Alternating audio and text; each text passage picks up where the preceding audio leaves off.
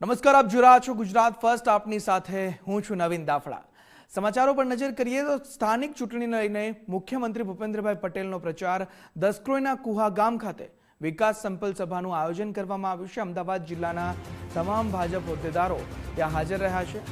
તાલુકા પંચાયત અને જિલ્લા પંચાયતના ઉમેદવારો પણ વિકાસ સંકલ્પ સભામાં હાજર રહ્યા છે. મોટી સંખ્યામાં ભાજપના કાર્યકર્તા પર વિકાસ સંકલ્પ સભા આયોજન કરવામાં આવ્યું, તેમાં કાર્યકર્તાઓ હાજર છે. સ્થાનિક ચૂંટણીને લઈને મુખ્યમંત્રી ભૂપેન્દ્રભાઈ પટેલે નિવેદન પણ આપ્યું છે કે મતદાન એવું કરજો કે પ્રતિસ્પર્ધીને યાદ રહી જાય.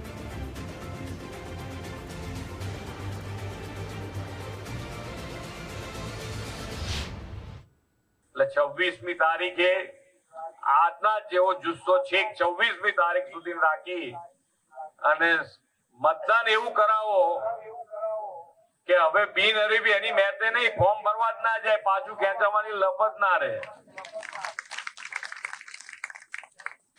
વિચાર જ ના આવે કે ભાઈ આવે જવાબ આમાં ક્યાં લકામમાં 3000 રૂપિયા ડિપોઝિટ ના જતા રહે ને. 3000 છે 10,000 4000 એટલે 4000 રૂપિયા ના બગાડે એવું કરી દેવાનું છે.